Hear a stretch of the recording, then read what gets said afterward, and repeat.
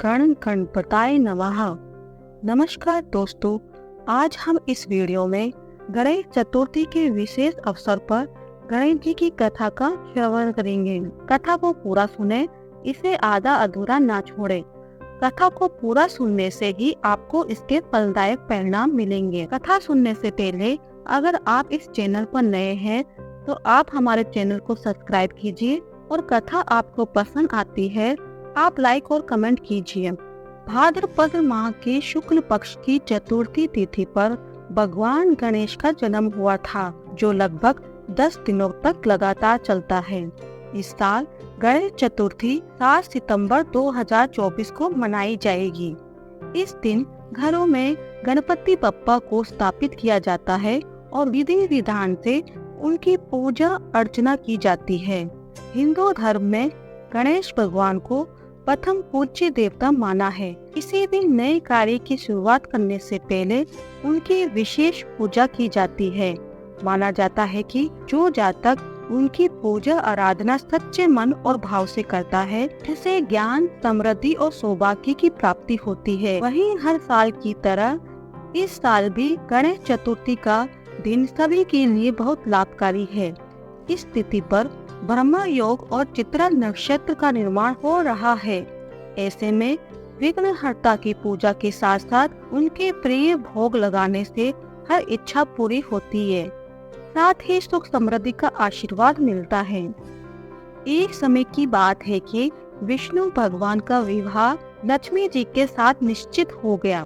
विवाह की तैयारी होने लगी। सभी देवताओं को निमंत्रण भेजे गए, परंतु गणेश जी को निमंत्रण नहीं दिया गया। कारण जो भी रहा हो, अब भगवान विष्णु की बारात जाने का समय आ गया। सभी देवता अपनी पत्नियों के साथ विवाह समारोह में आए। उन सबने देखा कि गणेश जी कहीं दिखाई नहीं दे रहे हैं। तब वे आपस में चर्चा करने लगे कि क्या गणेश जी को न्योता नहीं दिया गया है या स्वयं गणेश जी ही नहीं आए हैं। सभी को इस बात पर आश्चर्य होने लगा।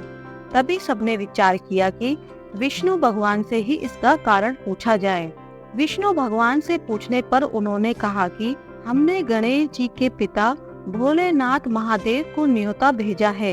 यदि गणेश जी अपने पिता के साथ आना चाहते तो आ जाते। अलग से न्योता देने की कोई आवश्यकता भी नहीं थी। दूसरी बात यह है कि उनको 1.25 मन मूंग, 1.25 मन चावल, 1.25 मन घी और 1.25 मन लड्डू का भोजन दिन भर में चाहिए। यदि गणेश जी आएंगे तो कोई बात नहीं, दूसरे के घर जाकर इतना सारा खाना पीना अच्छा भी नहीं लगता। इतनी वार्ता कर रहे थे कि किसी ने सुझाव दिया, यदि गणेश जी आ भी जाए तो उनको द्वारपाल बनाकर बैठा देंगे कि आप घर की रखवाली करें। आप तो चूहे पर बैठकर धीरे धीरे चलोगे तो बारात से बहुत पीछे रह जाओगे। ये सुझाव भी सबको पसंद आ गया, तो विष्णु भगवान ने भी अपनी सहमति दे दी। होना क्या था, इतने में गणेश जी वहां आ पहुँचे और उन्हें समझा बुझाकर घर की रखवाली करने बैठा दिया। बारात चल दी। तब नारद जी ने देखा कि गणेश जी तो दरवाजे पर ही बैठे हुए हैं, तो वे गणेश जी के पास गए और रुकने का कारण पूछा। गणेश जी कहने लगे कि विष्णु भगवान ने मेरा बहुत अपमान किया है। नारद जी ने कहा कि आप अपनी मूषक सेना को आगे भेज दें, तो वह रास्ता खोद देगी, जिससे उनके वाहन धरती में धंस जाएंगे। तब आपको सम्मान पूर्वक बुलाना पड़ेगा। तब तो गणेश जी ने अपनी मूषक सेना जल्दी से आगे भेज दी और सेना ने जमीन पोली कर दी। जब बारात वहां से निकली तो रथों के पहिए धरती में धंस गए। लाख कोशिश करे परंतु पहिए नहीं निकले।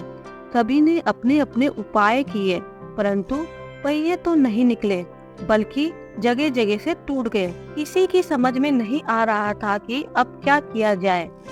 तब नारद जी ने कहा, आप लोगों ने गणेश जी का अपमान करके अच्छा नहीं किया। यदि उन्हें मना कर लाया जाए तो आपका कार्य सिद्ध हो सकता है और ये संकट टल सकता है।